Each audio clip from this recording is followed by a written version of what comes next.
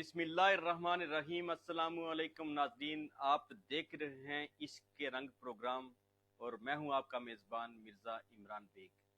آج کا جو عنوان ہے وہ ہے حج، عشق اور محبت کا خوبصورت فریضہ۔ اور آج کے عنوان کے حوالے سے جناب ہمارے ساتھ علامہ حسنات احمد مرزا صاحب جناب معروف مذہبی اسکالر جو ہیں وہ موجود ہیں، اور میں ان کو پروگرام کے آغاز پر ہی خوش آمدید کہوں گا، اور اس کے بعد جو آج کا جو موضوع ہے اس کے اوپر ہم بات کریں گے، اور میں چاہوں گا کہ اگر آپ لوگوں کے کچھ سوالات بھی ہوں تو وہ بھی آپ بھیجتے جائیں تاکہ ہم شامل کرتے جائیں اس موضوع کے حوالے سے۔ تو علامہ حسنات احمد مرزا صاحب، میں آپ کو پروگرام میں خوش آمدید کہتا ہوں۔ جزاک اللہ، شکریہ عمران صاحب۔ السلام علیکم ورحمۃ اللہ وبرکاتہ، اور ناظرین السلام علیکم ورحمۃ اللہ۔ علامہ صاحب، جیسے کہ اسلامی سال کا آخری مہینہ جو ہے ذی الحجہ ہے، اور اس کے پہلے عشرہ کی فضیلت جو ہے، اس کی بڑی اہمیت ہے، آپ اس کے اوپر روشنی ڈالیں گے؟ قرآن اور سنت کی قرآن اور حدیث اور سنت کی روشنی، یعنی کہ آپ قرآن اور اس کے فضیلت جو ہے اس کے اوپر آپ قرآن اور حدیث کے وجہ سے جو ہے روشنی ڈالیں گے؟ بہت شکریہ عمران صاحب، ڈیلی پیغام فورم کا۔ آج کا عنوان ہے عشرہ ذی الحج۔ تو ویسے تو یہ پورے مہینے ہی بڑی فضیلت والے ہیں۔ قرآن حکیم نے کہا الحج اشہر معلومات، حج کے مہینے معلوم ہیں، اور حج کے مہینوں میں بھی یہ ذی الحجہ کا مہینہ، اور اس میں بھی یہ عشرہ، یہ انتہائی فضیلت مآب ہے۔ حضرت ابن عمر رضی اللہ تعالیٰ عنہ فرماتے ہیں کہ رسول اللہ علیہ السلام نے ارشاد فرمایا کہ یہ جو ذی الحجہ کے 10 دن ہیں، ان سے زیادہ اللہ کو کوئی اور محبوب دن نہیں ہے۔ ان میں کثرت کے ساتھ تسبیح کرو۔ تسبیح کا مطلب ہے اللہ کی پاکی بیان کرنا، سبحان اللہ و بحمدہ، اور تحمید کرو، اللہ کی حمد کرو، اور تحلیل کرو، یعنی تحلیل کا مطلب ہے لا الہ الا اللہ کہنا۔ تو ان دنوں میں ہمیں اللہ تعالیٰ کی تسبیحات، تحلیلات اور تکبیرات کثرت سے پڑھنی چاہیے۔ بلکہ قرآن مجید 30ویں پارے کی ایک سورت ہے، سورہ فجر، اس کے اندر رب العالمین نے وَلَيَالٍ عشر کہہ کر ان 10 راتوں کی قسم کھائی ہے۔ اور عمران صاحب، میں سعید ابن جبیر رضی اللہ تعالیٰ عنہ کا ایک قول آپ کو سناؤں گا۔ سعید ابن جبیر رضی اللہ تعالیٰ عنہ فرماتے ہیں کہ ذی الحجہ کی پہلی 10 راتوں میں اپنے چراغ نہ بجھایا کرو۔ معنی یہ کہ رات میں قیام کیا کرو، قرآن کی کرو، تسبیحات پڑھو، اور آپ کو یہ بہت پسند تھا ان دنوں میں عبادت کرنا۔ اور پھر ایک اور حدیث بھی سناؤں گا۔ ان 10 دنوں میں بھی اگر آپ مجھ سے یہ پوچھیں کہ سب سے زیادہ فضیلت مآب دن کون سا ہے، تو میں کہوں گا کہ ان میں بھی 9 ذی الحجہ کا دن، جس کو یوم عرفہ کہتے ہیں، یا عوامی زبان اس کو حج کا دن کہتے ہیں، تو جو لوگ حج کر رہے ہیں ان کے لیے تو یہ باعث فضیلت ہے ہی ہے، لیکن دنیا بھر کے مسلمانوں کے لیے یہ باعث برکت ہے۔ بلکہ اس دن کا روزہ حدیث شریف کے مطابق آنے والے 1 سال کے گناہوں کا کفارہ بنتا ہے۔ اور اس سوال کے جواب کے آخر میں یہ کہوں گا کہ 9 ذی الحج، یعنی یہ جو جمعرات کا دن آ رہا ہے، یہ یوم عرفہ یورپ بھر میں، تو رسول اللہ علیہ السلام نے یوم عرفہ کے بارے میں فرمایا خیر الدعاء دعاء یوم عرفہ، یعنی بہترین دعا وہ عرفہ کے دن کی دعا ہے، یعنی عرفات کے دن کی۔ 9 ذی الحج کثرت سے اللہ تعالیٰ کی بارگاہ سے دعا کرنی چاہیے۔ جی، میں یہ چاہوں گا کہ بھی آپ سے پوچھنا چاہوں گا کہ بھی آج کا جس طرح ہمارا موضوع ہے، اور اس میں ہم یہ جاننا چاہیں گے آپ سے کہ حج جو ہے کس پر فرض ہوتا ہے؟ عمران صاحب، اللہ پاک نے قرآن حکیم میں ارشاد فرمایا وَلِلَّهِ عَلَى النَّاسِ حِجُّ الْبَيْتِ مَنِ اسْتَطَاعَ إِلَيْهِ سَبِيلًا. یہ سورہ آل عمران کی 97 نمبر آیت کے کلمات ہیں. اس کا معنی یہ بنتا ہے کہ اور واجب ہے لوگوں کے لیے، لازم ہے لوگوں کے لیے کہ وہ اس عظیم گھر کا حج کریں جو بھی اس راہ میں چلنے کی طاقت رکھتا ہو. حج کے لیے جو ہمارے فقہاء نے شرائط لکھی ہیں کہ کس شخص پر حج فرض ہوتا ہے، تو اس میں سب سے پہلی شرط لکھی ہے مسلمان ہونا، یعنی جو مسلمان ہے اس پر حج فرض ہے، کسی بھی غیر مسلم پر حج کرنا لازم نہیں. دوسری چیز حریت. حریت کا مطلب یہ ہے کہ آزادی، ٹھیک ہے، یعنی ایک آزاد انسان. آپ یہ کہہ سکتے ہیں کہ حج کے لیے آج کل اگر جاب کر رہے ہیں تو جاب سے چھٹی بھی مل جانا، تو آپ کہہ سکتے ہیں، لیکن حریت کی تعریف یہ ہے کہ ایک عام آزاد انسان. تیسری شرط جو فقہاء نے فرمائی ہے وہ عاقل ہونا، یعنی عقل رکھنا. وہ شخص جو عقل نہیں رکھتا، بیوقوف ہے، اس پر حج فرض نہیں ہے. شریعت کے تمام احکام انہی پر فرض ہوتے ہیں جو عقل رکھتے ہیں. اور چوتھی چیز جو ہمارے فقہاء نے لکھی کہ وہ یہ ہے بالغ ہونا. نابالغ پر حج کرنا فرض نہیں. ٹھیک ہو گیا. اور پانچویں چیز صحت ہونا، تندرست بھی ہونا ضروری ہے. تندرست ہونا تاکہ وہ سفر بھی کر سکے، وہاں جو ہے حج کے ارکان کو بھی ادا کر سکے. ٹھیک ہے. اور اس کے ساتھ ساتھ چھٹی شرط یہ ہے کہ حج کے جو اخراجات ہیں وہ بھی ہونا، بلکہ اتنے اخراجات ہونا کہ اگر آپ کے ذمے آپ کے گھر کے اخراجات ہیں تو وہ بھی آپ کے پاس ہونے چاہیے، پیچھے والوں کا گھر کا بھی خرچہ اور اپنے آنے جانے کا خرچہ بھی آپ کے پاس ہونا چاہیے. ٹھیک ہے. تو جس شخص پر یہ ساری چیزیں ہوں اس پر حج کرنا فرض ہو جاتا ہے. اور میں آپ کو ایک حدیث بھی اس سوال کے اختتام پر سناؤں گا کہ رسول اللہ علیہ السلام نے ارشاد فرمایا کہ وہ شخص جو استطاعت کے باوجود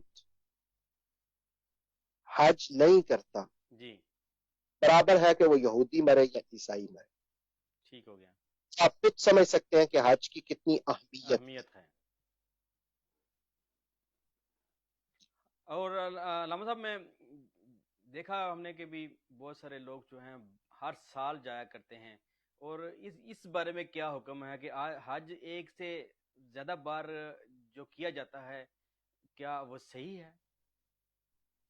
دیکھیں مسلم شریف کی ایک حدیث ہے، حضرت ابو ہریرہ رضی اللہ تعالیٰ عنہ اس کو روایت کرتے ہیں.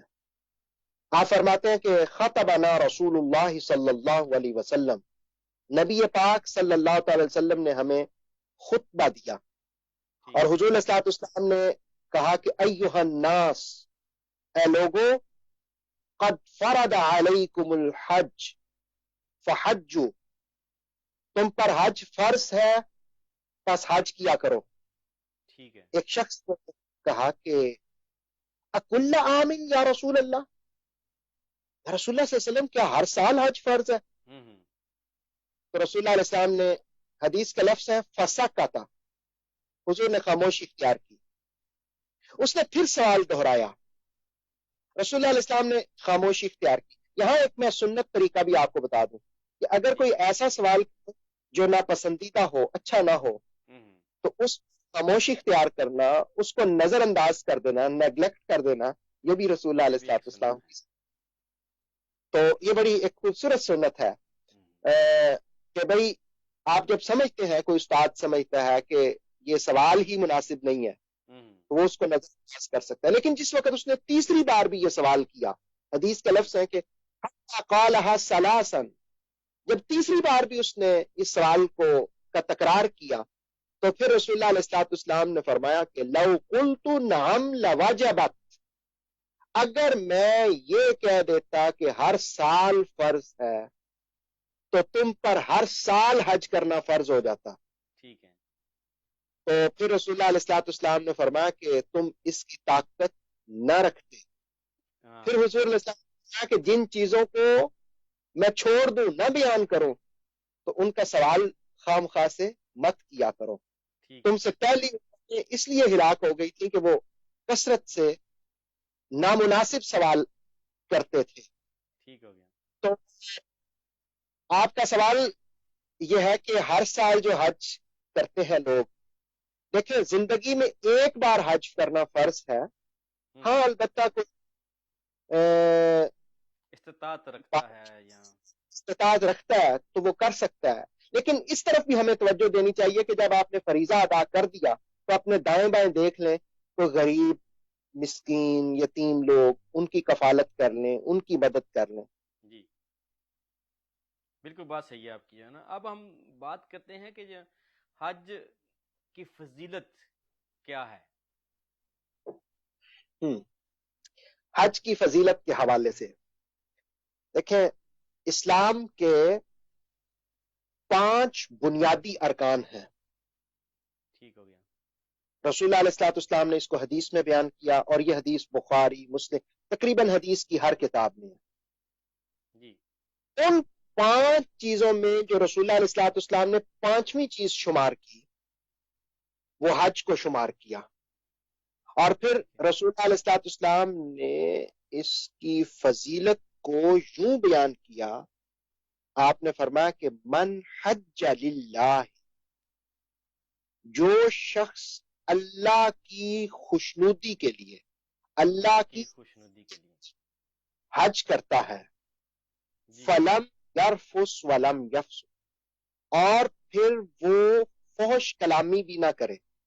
ٹھیک ہو گیا. حج کے دوران بے حیائی کی باتیں نہ کرے, اور نہ ہی فسق کرے. فسق کا مطلب ہوتا ہے گناہ, فسق کا مطلب ہوتا ہے اللہ رسول کی حدود کو توڑنا, وہ بھی نہ کرے.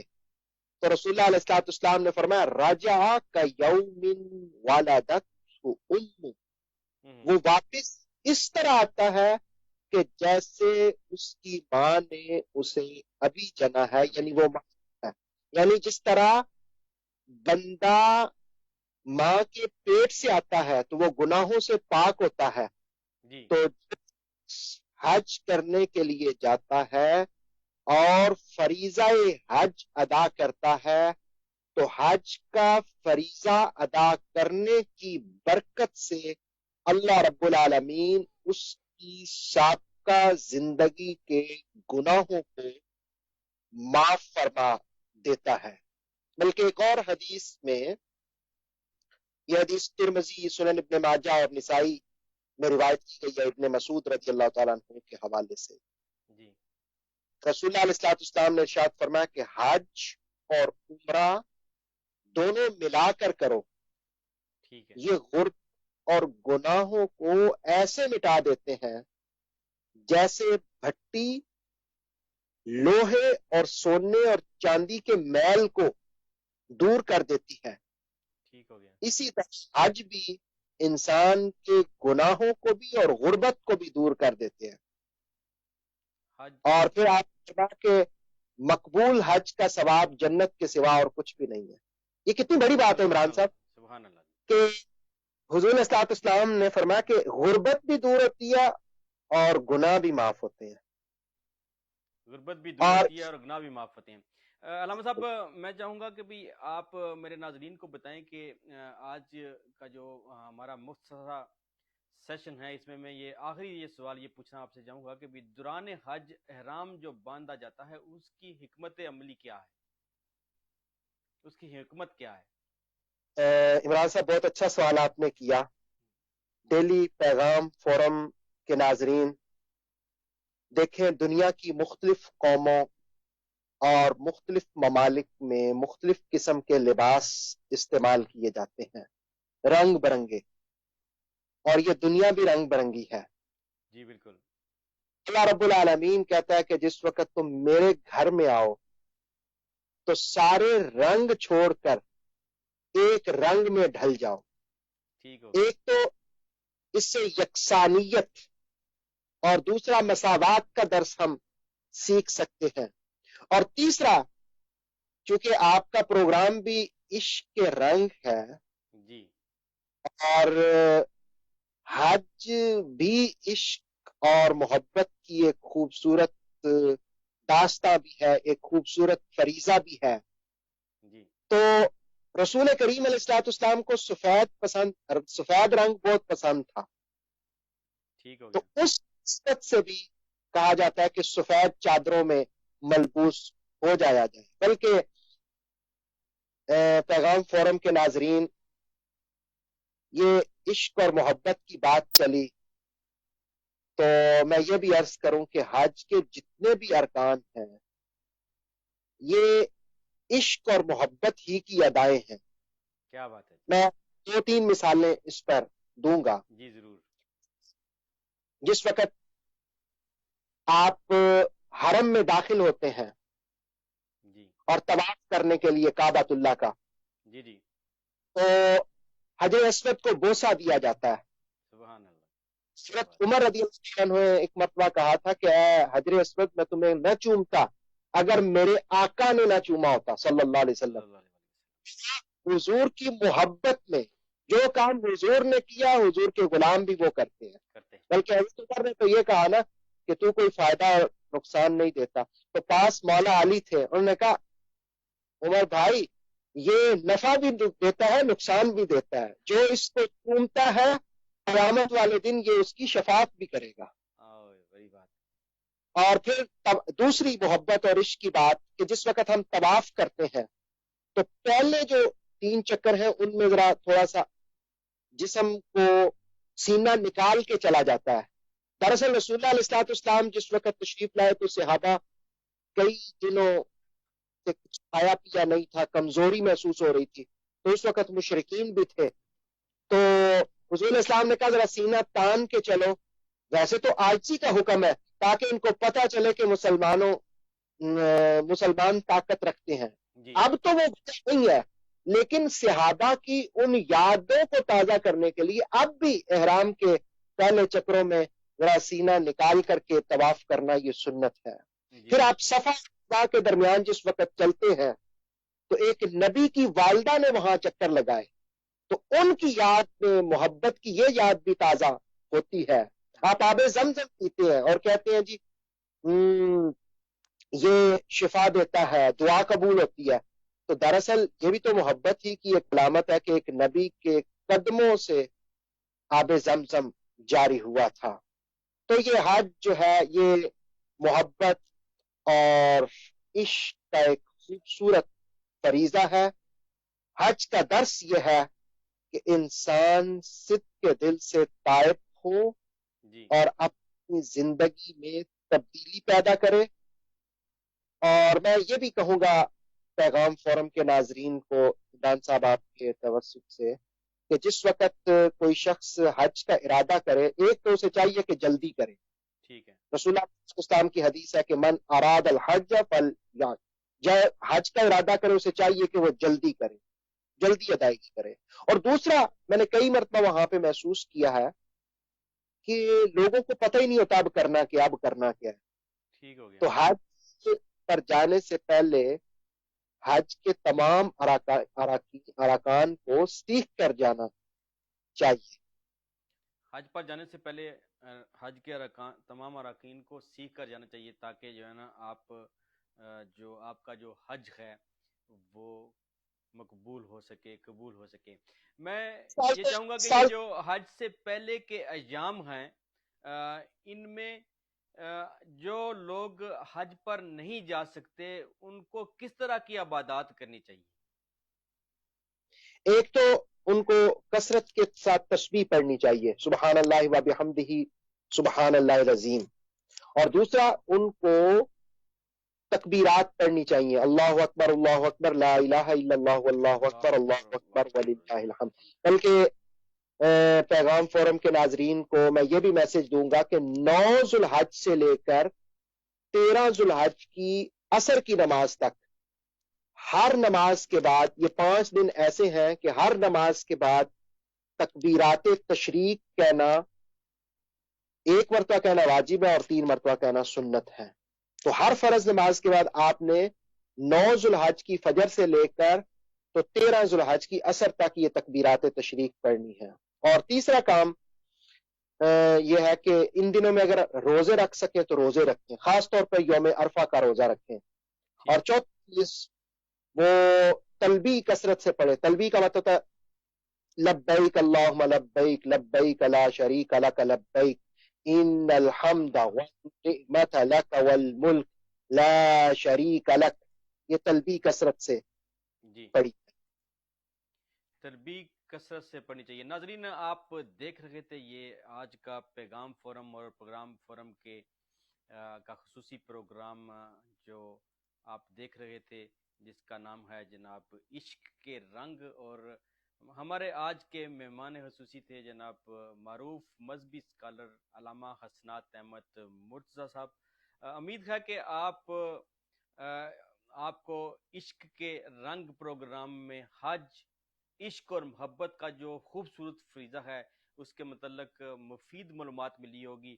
اور میں چاہوں گا کہ بھی آپ جو ہمارے ناظرین ہیں، اگر کیونکہ ہم اتوار کے دن یہ پروگرام مستقل کر رہے ہیں اور ہماری کوشش ہے کہ ہم اس کو جاری رکھیں، تو